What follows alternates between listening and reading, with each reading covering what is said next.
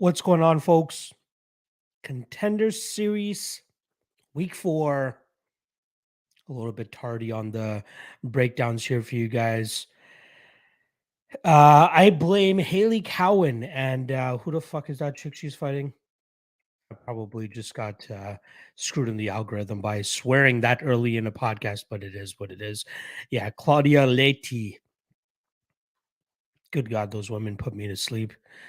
That was probably the worst tape I've ever had to watch in my life. You guys know me. I like to go through most fighters with like a fine tooth comb or with a fine tooth comb. And I chose to do that with Haley Cowan and Claudia Leite. And it took me a long time to get through that tape. And before I knew it, it was like 4:30 a.m. So I'm like, you know what?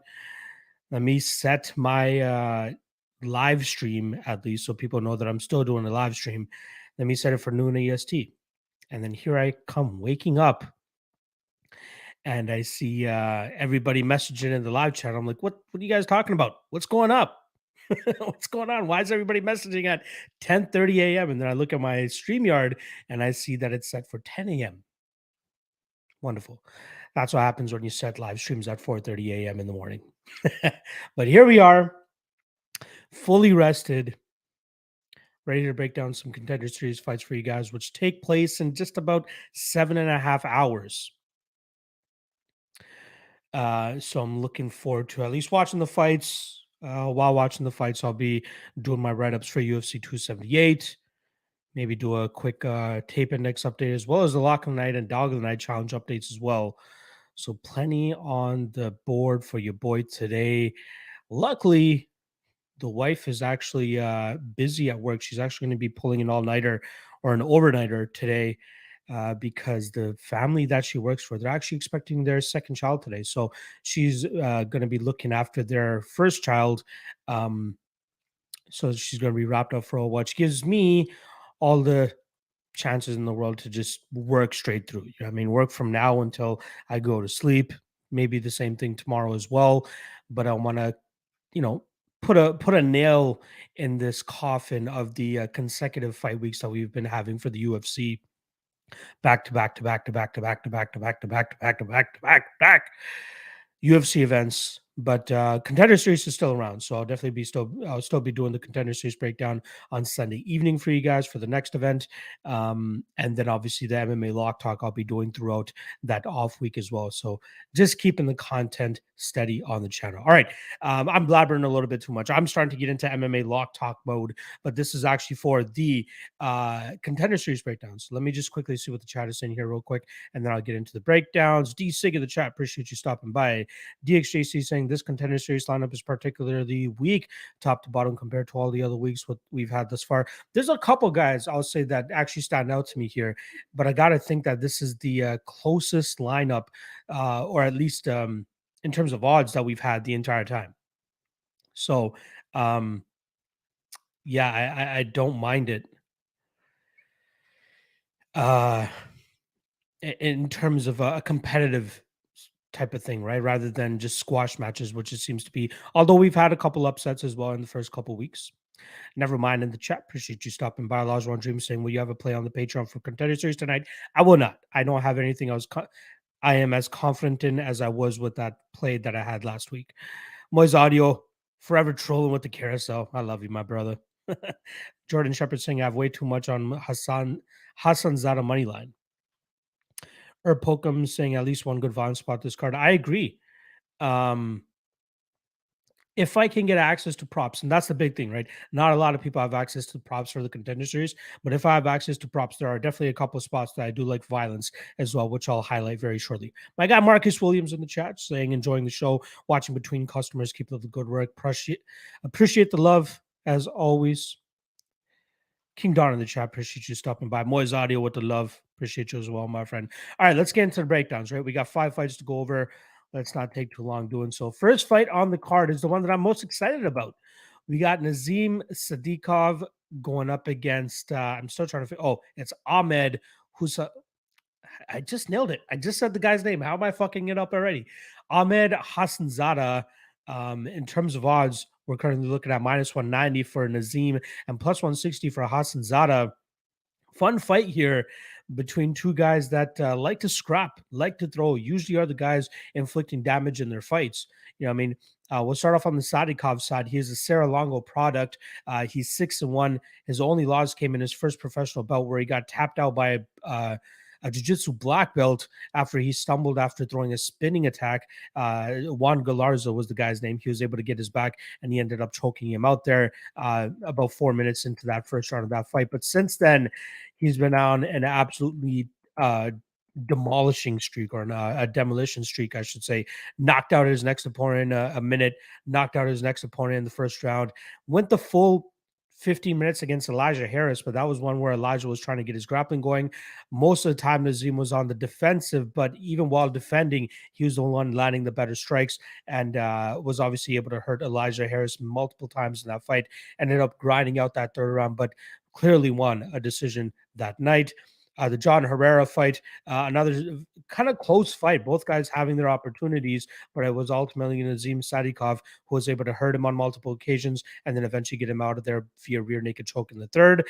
The Juan Carlos de Leon fight, another one where he had to defend a lot of takedowns, but it ended up being his power that got cashed him that, or cast him a solid win that night. And then the Joe Borshig fight, tall motherfucker he was going up against at 155 pounds.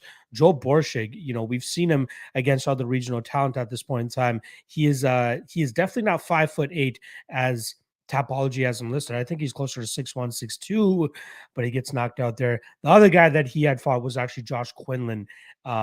That's where I kind of remember this Joe Borshig guy from. But Nazim seems to have a solid wrestling base, solid grappling defense as well, but a lot of big power in his hands. And I think that's where he gets his best work done.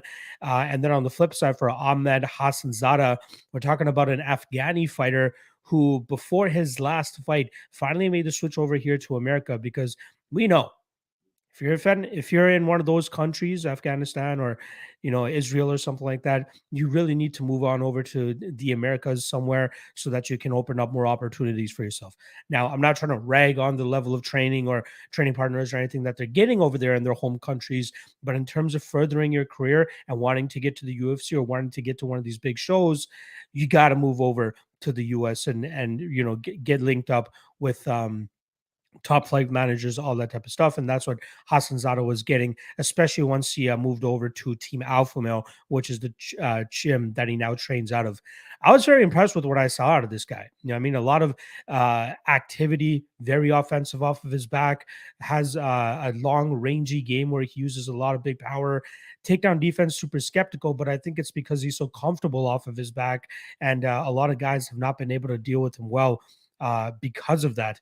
He only has one loss on his record to Piotr Burko, but to me, that looked like a very bad stoppage. I mean, he got hit with a big ground and pound shot. His head kind of bounced off the cage, but he was like right in it, was all actually in the process of wrapping up one of his opponent's legs as well. And the referee stopped it. Very bad stoppage, in my opinion. I could see how the optics looked to the referee, but you got to give the guy a couple of seconds after getting hit to show you whether he's there or not. And he was definitely there. Yeah, a lot of his fights were him just, locking up submissions off of his back or cutting up his opponents off of his back. Most recently his fight with James Wilson,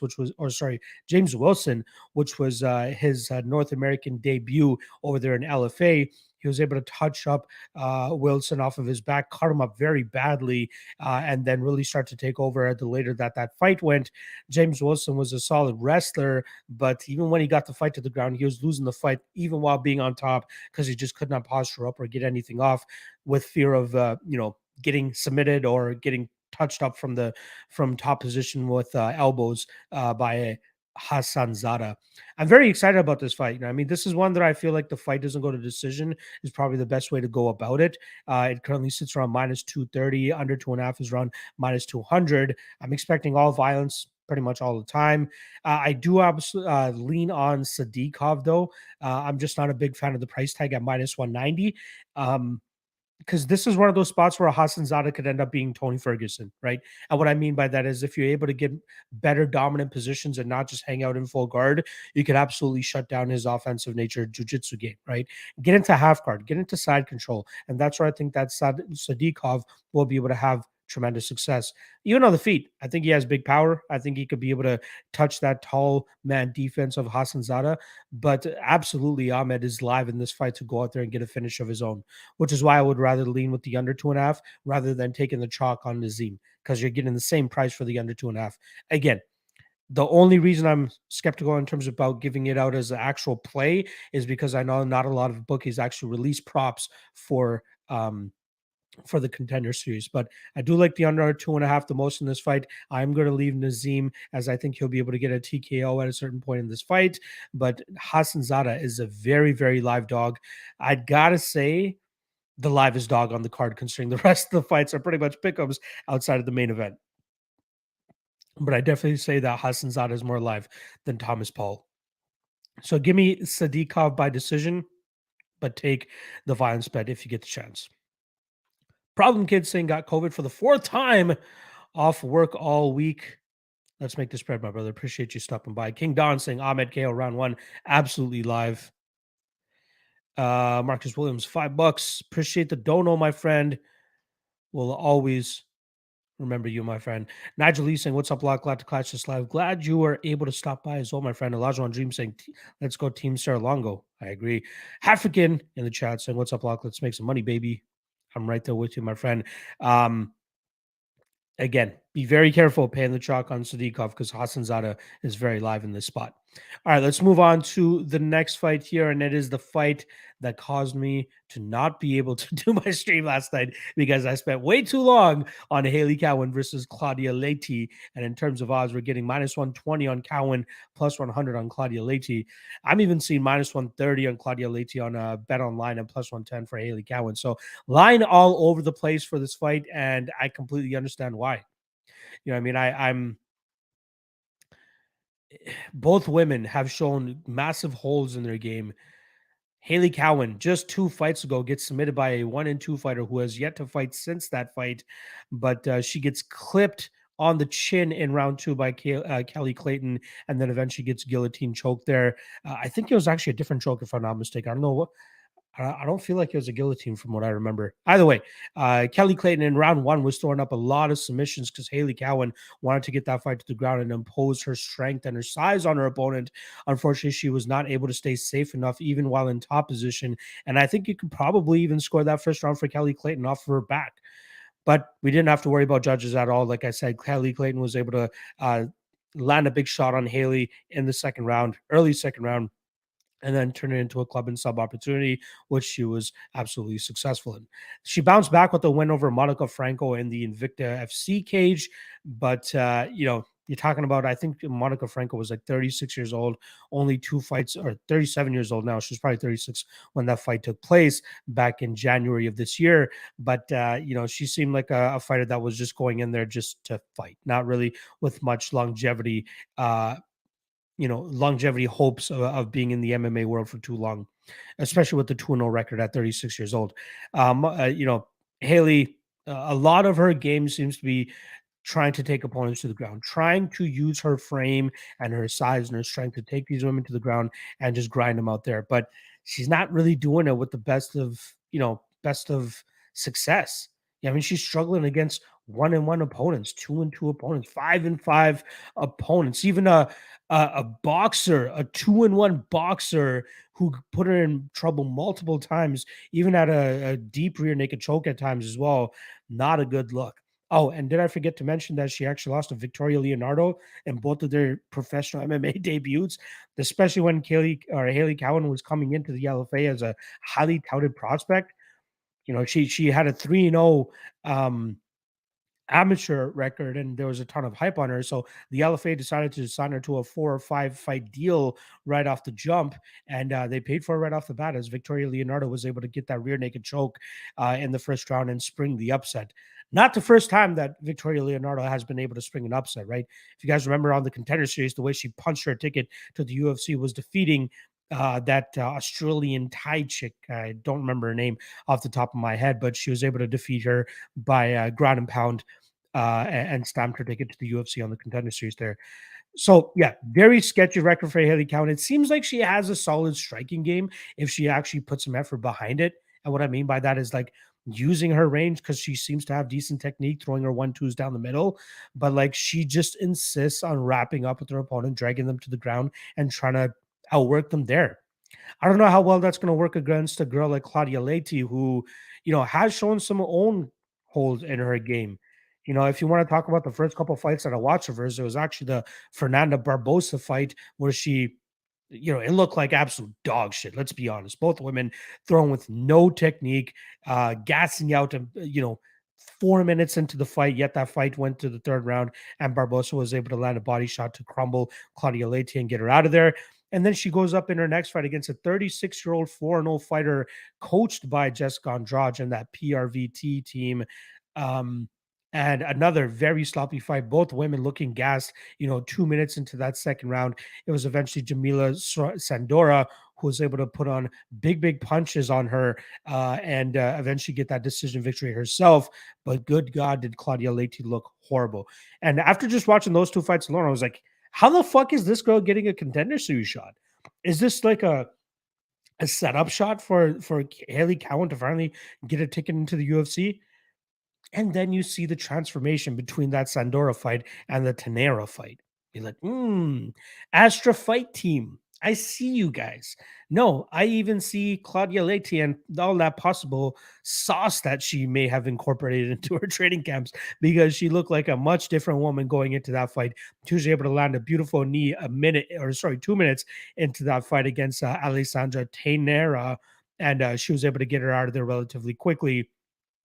And just going back to Sandora, that chick looked like a porn star. Let's be honest. Like, she clearly fake titties, clearly fake ass, clearly work done on her face. So if you guys haven't seen that fight, go back and watch that fight. But she lost to that chick back then, not looking good at all. And then she just comes back again after joining Astro Fight Team. She looks in phenomenal shape. She has traps, like she has muscles, like. And then in the next fight, you see against Janane, I'm butchering these names this morning. I apologize, guys. But the second Barbosa chicks that she fights, you see the clear increase in her cardio as well. Like, she looks great, which is why she's able to finish her opponent halfway through that second round. Even the Priscilla D'Souza fight, Priscilla the Killer, that chick looks like somebody that just is a pro wrestler. Like, her name literally on the screen was the Killer. Hilarious. But she was like the short, kind of thicker chick that just threw a lot of heat, tried to impose her own will with her size as well on her opponents, but she was unable to do that against Claudia Leite, who, was able to survive that early onslaught from D'Souza, get her own takedowns and grind her out from on top. But she did not look anywhere near close to tiring out as she did in her previous fights that I watched before, as you could probably tell, due to the enhancements that she's probably gotten to her nutrition, I should say. Then the next fight against Tana Lamonier, that was a 5-round title fight where she actually got a rear naked choke in the 5th round. And that was due to, again, I think due to some PEDs she was probably on. She looked phenomenal in that fight. She was landing some big shots. She was getting her takedowns at will, and she was able to grind out her opponent in that spot. Hilarious, that fight, honestly. So I do lean on the Claudia Leite side here ever so slightly, but I think that this fight's going to turn into a back and forth grappling match, which is why I'd rather play the fight goes to decision at minus 175. I think both these women, it's clear what their path to victories are, right? Like, it's not even a path to victory. It's how they fight. They look to get fights to the ground. They look to grind out their opponents, and they hope to really, impose their will on them. And give me 1 second. I am feeding Alfred here. 1 second. He's a little. There you go. Apologies for the Alfred soundtrack in the back. He has like 2 more scoops of his lunch left here before he's done. But yeah, just based on the sauce, probably got to go on the Claudia Leite side, right? Haley Cowan, I don't know what the big whoop on her was before, because like if she stuck with her striking, she could probably end up being a good prospect. But for some reason, she feels like she can use her size and her strength against her opponents. But when opponents are able to use the jiu-jitsu effectively, she doesn't look the greatest, right? Leite, she could use her jiu-jitsu here and look pretty effective. But I think that both these women are going to be jockeying for position a lot. I think it's going to be a boring fight. I think it's going to be back and forth. But I do lean on the Leite side ever so slightly. Not to the extent of actually pulling the trigger here, though. Let's be honest. I just can't get behind spending money on either one of these. The way that I kind of broke it down in my Patreon breakdown was either take the fight goes to decision and then hedge out with the Leite by submission at plus 300. Last night when I saw it, it was at plus 350. It actually opened up at plus 550. Now it's down to a plus 300, just to let you guys know that like that's probably the way that this fight goes is by Leite either getting a submission or grinding out Cowan in the spot. So very close fight. If anybody has a convicted opinion on this fight, I'm going to call bullshit because I think neither of these women will cut it in the UFC. So I'm very surprised that they actually ended up getting a shot here on the Contender Series. So give me Leite by decision, but I think the sub is live here as well. King Don saying 31 versus 25. Yes. I can't believe Cowan is actually up there in age like that. Yeah, she's 30, actually. She was born in 92. Jordan Shep saying Hassanzada looked mean at the weigh-in face-offs. Yes, but if Paul Craig has taught us anything, how you look at the face-offs don't mean shit. Elijah Dream saying names are tough this week. Absolutely. Nigel Lee saying, right, I need nicknames. They're not that bad, let's be honest. My Russian friend here saying, can Leite take down Cowan? Cowan looks really big for this division according to weigh-ins. Also, I like this over in Sadykhov Hassanzada fight. Both look tough and ready. I don't know about over in the Sadykhov fight. I think that we'll see violence there for sure. Yeah, I'll still lean with the Leite side. Again, I think it's going to come down to just sloppy transitions where Leite might be able to get to opposition. Cowan is big. That is absolutely for sure. But like, I just can't trust her either. I really can't. Tajik Bay in the chat. Lies a bear upon you. Been a while since I see my guy in the chat. Appreciate you stopping by, my friend. Hope all is well. All right. So, like I said, Leite by decision or sub, but I would prefer the over more than anything, or the fight goes to decision. All right, let's move on to the next fight. Let me just take a quick sip of water here before I continue on.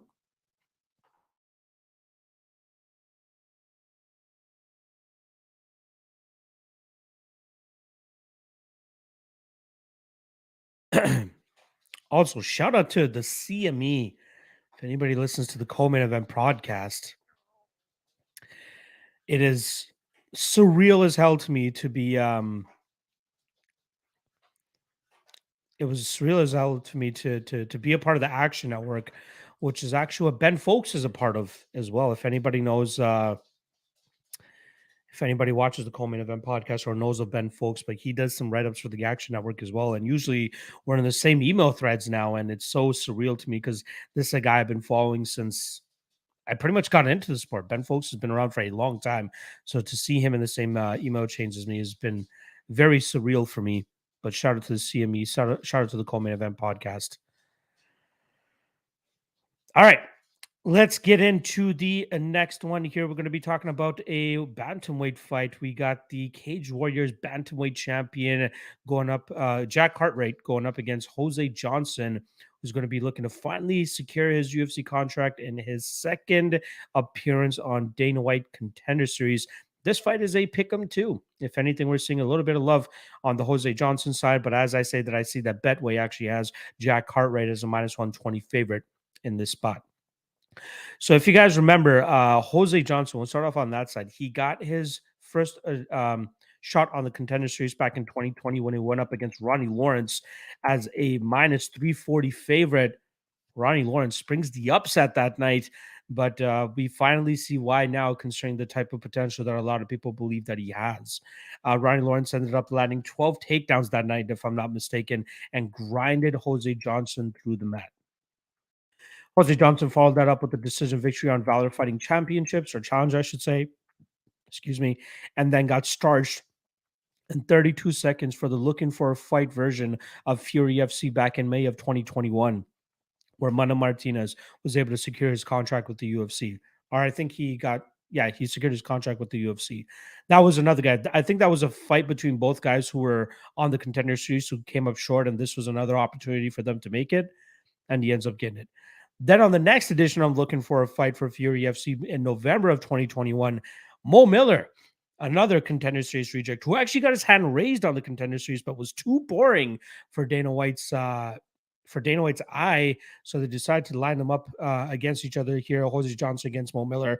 Jose had a lot of success early in that fight with grappling, getting close submission chokes or rear naked chokes, I should say.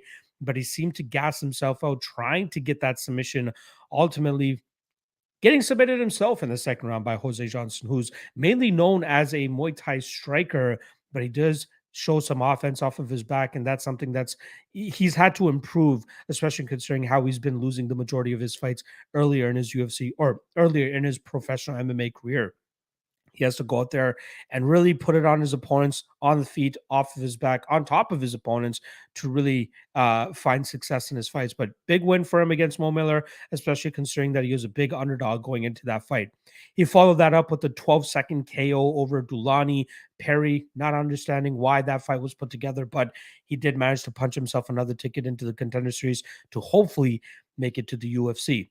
On the Jack Cartwright side, I'm kind of impressed with what I've been seeing from this guy, right? He's 10-0, a lot of big wins outside of that headbutt DQ win that he got in his last fight against Sylvester Miller.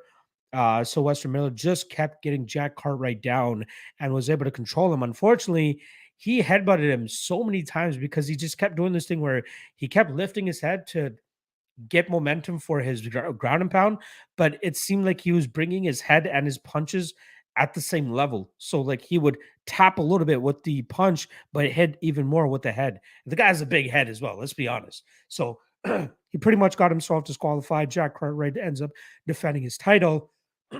Excuse me. But it turns out, that is like the only time that we've really seen Jack Cartwright struggle. He's been able to either land his big overhand right against his opponents. He's been either able to drag these guys to the ground and get a submission. He is an offensive minded bantamweight, looking for the finish pretty much every single time. Out of his 10 pro fights, only one has gone the decision, and that was that Manuel Bilic fight, which I believe was the fight that he actually ended up winning his title in. Oh, sorry, he was defending it for the first time, but he won that fight by grinding out Manuel over 25 minutes. I slightly lean him here, but I am a little bit concerned that the striking it might be a little bit too far ahead of his time, at least on the Jose Johnson side, right? Johnson, much more versatile striker, very long and rangy, going to be very tough for Cartwright to close that distance and get his shots off. I could see a possible like overhand right counter landing for Jack Cartwright to put Jose Johnson down. But I think that Cartwright's going to need to wrestle here to have true success. And even on the ground, like we've seen Jose Johnson be very offensive off of his back, so he can make things very difficult for Jack Cartwright. But I still do think that Cartwright will end up coming out with his hand raised in the spot. I think he'll be able to get the takedowns without too much difficulty. And then from there, I think he'll be able to find a sub. But just like previous fights, I would much prefer leaning on a time prop here, under 2.5, minus 200. Fight doesn't go to decision, minus 250. I think that's all correct here, as I think we're going to see all violence all the time from all these guys. Whether it's a finish on the feet from Jose Johnson or a finish on the feet from an overhand right from Cartwright or a submission on the ground from Cartwright, I think both these guys have plenty of finishing abilities up their sleeve, but I do lean on the Jack Cartwright side ever so slightly. I do think his wrestling will be the determining factor here. I'm not 100% sure that it will be enough to get Johnson down, but I think that it will be able to cause Johnson to think a little bit too much, and I think it's going to eventually get him taken down. And from the level changes to the big overhand rights that Jack will be throwing, we've seen some tricky takedowns landed from the Cartwright side as well. Very fun fight. I'd say the fight that I'm, looking forward to second most after the Hassanzada fight. But yeah, I'm going to take Cartwright here. I don't mind the line that he's at, but I think this fight is pretty close. But I do think that we'll see a finish regardless. So give me Cartwright by sub. Jordan Woodard saying Paul Craig did let me down. Weigh-in stare downs do nothing for what a fighter can do inside the cage. Remember that, folks. Juice Better saying if this was a year ago, I'd have slammed my bankroll on Leite, and I can just put a small bet in. She should win. I hope so.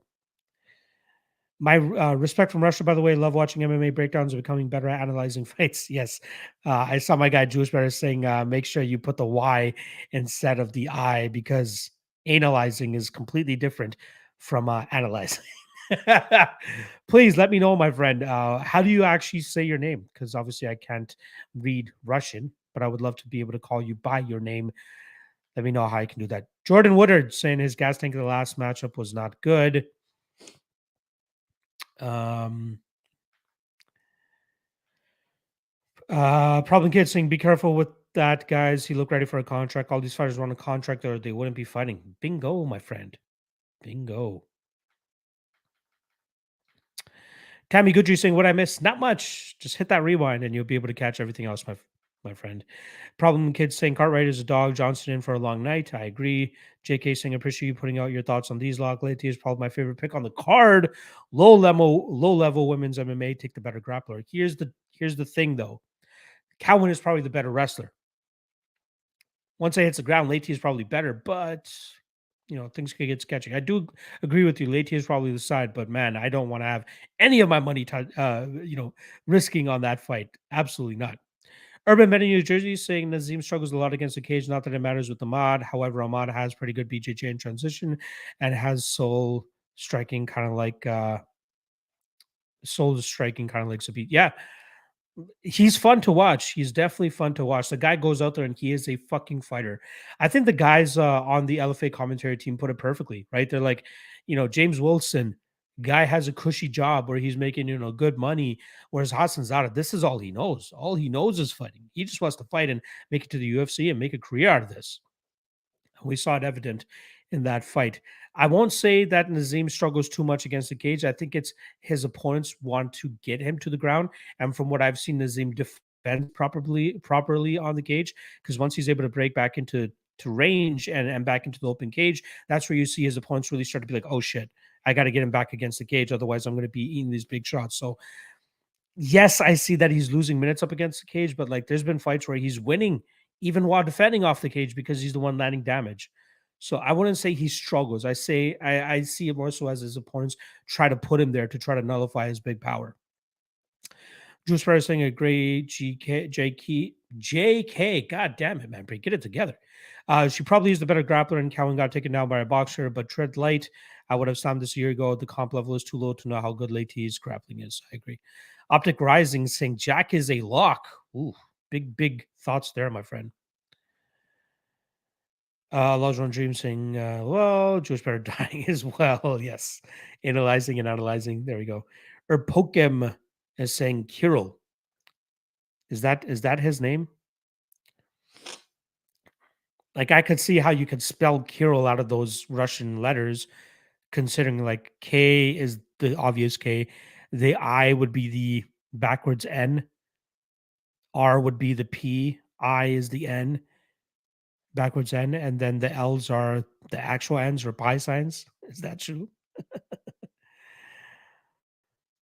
Prison Mike back in the clink. Jack was tapped by a triangle on the low.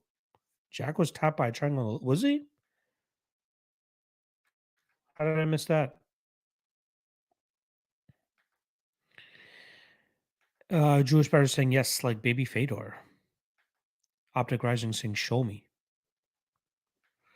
Or Pogam saying yeah, or a Kirill literally. Cool. I'm guessing you're Russian or Pogam. Then how do you say this guy's name? Shout out to this guy as well because he's always a big supporter in the live streams as well. He's saying I think Haley Cowan pulled the upset and Thomas is good underdog. I haven't gotten to the Thomas fight, but Haley Cowan, not very much of an upset, considering that this fight is a pick'em. So can't really call that an upset. All right, let's move on to the next fight here. We got two fights left. We're going to be talking about a middleweight fight here between two guys who, on tape look like they could be light heavyweights or heavyweights. We're going to be talking about Claudio Ribeiro coming in at minus 105 against Ivan Valenzuela coming in at minus 115. This fight is the epitome of a coin toss. I mean, both guys pretty much have the same skill set. They like to go out there, they like to throw big shots. Their opponents have the same intentions as well. They want to just grind these guys up against the cage, try to take away any big power. But unfortunately for them, more often than not, they're able to find the power. In all of Claudio Ribeiro's wins, won by finish. In his last fight, though, I saw him get grinded out by a 40-year-old over about 4.5 rounds before the big power of Ribeiro finally caught up with Albuquerque and was able to, finish him, just under that 4.5 round mark. But it didn't look good for him. You know, he's getting grinded on a lot. He did a good job in terms of nullifying the success that Albuquerque was able to have from that top position, as he was always cognizant in terms of working his way back to his feet. But he kept getting trapped up against the cage, and that's where he struggled. Shout out to the guy that was saying that Nazim was struggling up against the cage. Albuquerque was really struggling to get, or sorry, Ribeiro was really struggling to get off the cage there. We saw him, knock out so many other guys. He has big power. He has wide winging shots. That's the big concern that I have about him, is that he's a brawler. The guy is athletic. He's explosive. He has a lot of finishing capabilities. And I think that's why they haven't matched up here against Ivan, is because we fully expect this fight to be fireworks. I don't think either guy is going to be looking to grapple here, because I think they both rely on getting their opponents out there with their big power and their big strikes. Ivan, usually fighting on the Lux Fight League promotion. I believe that's been on the Fight Pass for a long time now. But another spot where we see him more often not trying to or get grinded out by his opponents, or attempted to get grinded out by his opponents, but he always finds a way out of those spots and then eventually finishes them by knockout. I was not able to find tape on the Ricardo Chavez fight, which is the only fight that Valenzuela has won by decision, albeit that guy was 9-8 going in against Valenzuela. That guy is now 16-13, but since fighting Ivan, where is it here? Since fighting Ivan, he's gone 5, 6, 7, 7-4. So not too bad. Again, big power from both guys here. Very easy fight to break down, but very tough to call which guy is actually going to be able to get the finish. The spot that I'd be looking at is under 1.5, minus 115. I'm expecting big power from both guys and somebody to land early. Fight doesn't go to decision if you have access to that. Very parlayable at minus 330, but I'm expecting one of these guys to get the finish. I'm leaning on the Valenzuela side ever so slightly, because I see him being the one throwing these, cleaner, crisper shots down the middle compared to the big winging hooks of Claudio Ribeiro. But both these guys can land with just as much power and knock each other out. There's no other way to break this fight down. It's just very close. The last thing I'll say about this, and ultimately why I am leaning on the Ivan Valenzuela side, another guy like Claudio Leite, or another fighter like Claudio Leite, where you see a complete transformation from one fight to the other. Enrique Granados was the first fight that I saw for Ivan Valenzuela, and that was in November of 2019. And that fight took place at 170 pounds, as did all of Valenzuela's fights up until that point. Then something happened. Maybe a diet change, maybe some sauce. But between November 2019 and July 2020, Valenzuela gained a bunch of weight, mostly muscle, and now competes at 185 pounds. And he looks like a fucking Adonis sculpted out of marble. The guy is absolutely cut up and shredded now and looks way bigger than he did in that Ferreira fight, or that Granados fight. And that Granados fight, that was a fight where he just got taken down and grinded out. He was the smaller guy there. And I'm like, oh, look, this is a perfect spot for Ivan to, go out there and get a knockout. And I'll reiterate this to you guys. When I research these guys, I just open up the tape index and I start watching the fights right away. I don't look at their topology. I don't look at their Instagram. I don't look at anything. I just watch the fights because I want to create my own narrative and I want to create my own image of these guys without looking at the record and be like, oh, this guy's 8-1. Okay, so I know he loses this fight or he wins these fights. I want to be surprised. And I thought he was going to go out there and knock out this Granados guy because he was much bigger than him. Because look at this. Ivan is 6'2". Granados, a 170er who's now 37, was 5'9". So he was completely outsized in that matchup, but he was able to land takedowns and grind him out.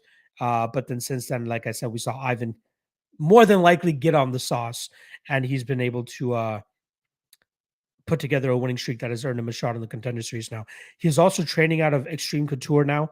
That obviously will help his longevity within the sport. Obviously, getting good training partners, good coaching, and obviously the connects to get this Contender Series shot. But I think he'll be the cleaner, crisper striker, eventually landing that big shot on Ribeiro and putting him out. But I am not counting out the Ribeiro finish as well. Another spot, just like the Haley Cowan fight, where I'm like, if anybody has supreme confidence in this fight, I'm calling bullshit because both guys have big power. Fight doesn't go to decision would be the play. Parlay that if you want, but I'm going to lean with Ivan Valenzuela. All right, let's see what the chat is saying here. Erpogan's saying, no, I'm Canadian, but learning Ukrainian, so also learning the alphabet. Cool, nice. Ivan boy. Otez YouTuber. Ivan. Hoping that's what it is. Problem Kid saying, which guy has a 9-5? Oh, which guy has a 9-5? That's usually a big deal. I was talking about Hassanzada's last opponent, James Wilson on LFA. Nobody on this Contender Series that I'm talking about. Anthony saying, buddy's name literally translates to father of YouTube. Is that true? Otets YouTuber. That's hilarious. Lost prefix saying Hassan's out by knee or kick, Markland, possibly. Poof on the B appreciate you stopping by. Juice Better saying took a half unit bet on the over 1.5. Ooh, ballsy. Erpogam saying under 1.5 was my volumes bet for the card. There you go. Both on the beat saying, Luck, did you get a chance to watch the face-offs for the contenders? I did not. A bit of side difference in a few of these fights always makes me super nervous to be on the smaller guys. How much stock do you put into the size? It depends on the fight and the matchup, right? Like if it's a wrestler who has the size, then okay, I get it. I'll have to watch them back, but like I don't think it's swaying me too much just by seeing the metrics that I've seen on Topology. Web saying, what's MMA Lock of the Night fan? What's good, MMA Lock of the Night fan? Nothing much, brother. Appreciate you stopping by. Zach Johnson in the chat. Appreciate you stopping by as well. Dr. Smegma Jones. Dude, how many more fights does Lou Sass have to win before he gets a chance at the UFC? He's the best welterweight. Do we have a... You know what? I don't put up with that shit. Clear trolling.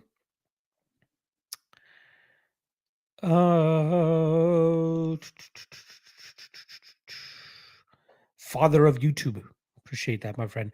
All right. So, like I said, Ivan Valenzuela would be the pick, but violence or the under 1.5 would be the way that I go here. All right. Last fight, main event. Fun fight here.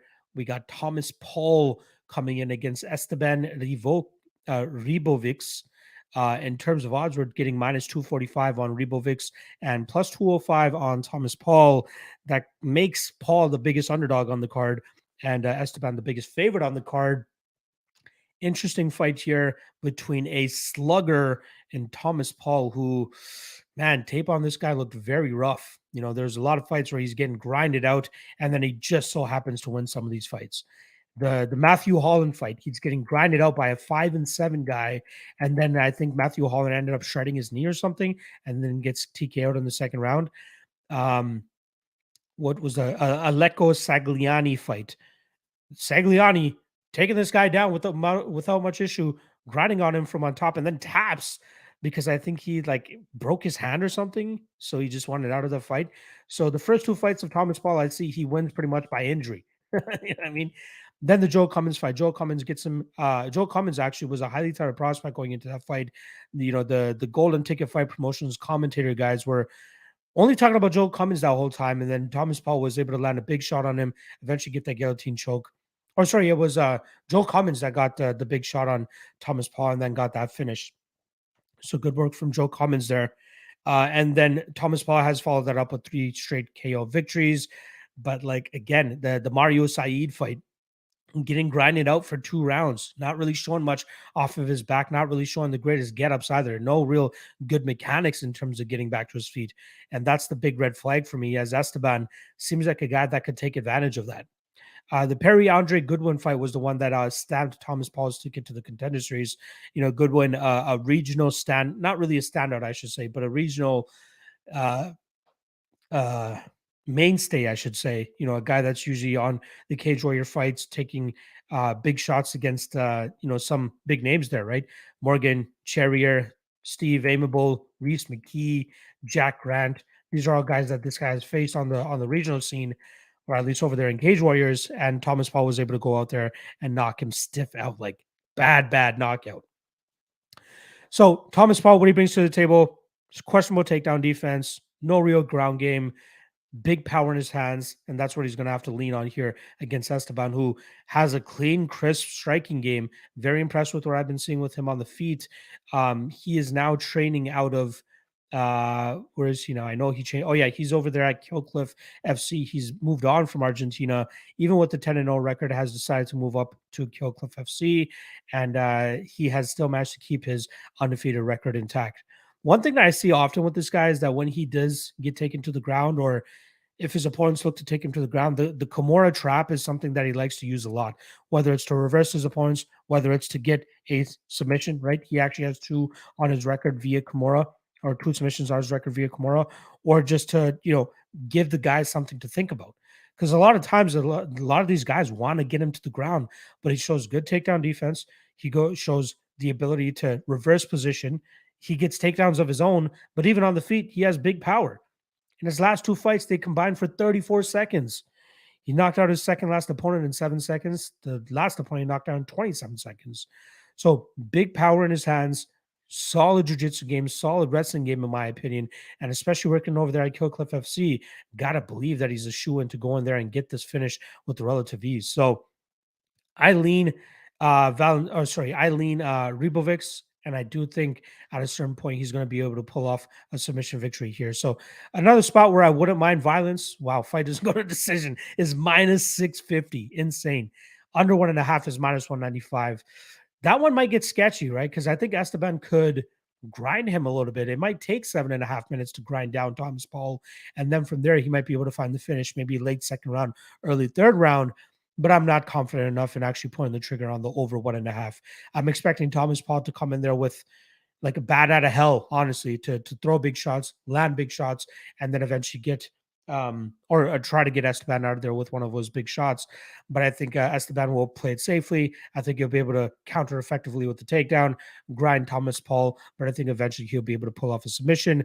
Plus 275 for Ribovics to win via decision or submission. I think that's the way to go in this spot. All right. That is pretty much a wrap. I usually drop a degenerate parlay to do for this card or for these Contender Series cards. I won't have any official bets on this card. I'm a little bit sketched out by the level of talent, the closeness of these fights. Very sketchy, and then add in the whole Dana White be spectacular, or be Joe Pfeiffer to get a contract. That whole thing is weighing on me a little bit too much. But if I were, gun to my head, put together an unofficial degenerate parlay, it would definitely have to be Ribovics plus Ribeiro and sorry, let me say that again. Ribovics and the Ribeiro Valenzuela fight doesn't go to decision parlay. Put those 2 together, that should be enough. Urban asking a question that will more than likely be answered on the MMA Lock Talk if you want to come back at 4 p.m. Eastern, my friend. Zach Johnson saying, I never feel good about betting the smaller fighter. I could see that. Beat Fanatic saying, never bet women's MMA. I disagree. That is where I am strongest, is women's MMA. Urban saying, do you have a totals parlay for the Contender Series? I do not, but if I were to make one, I would rather go with fights go to decision or doesn't go to decision.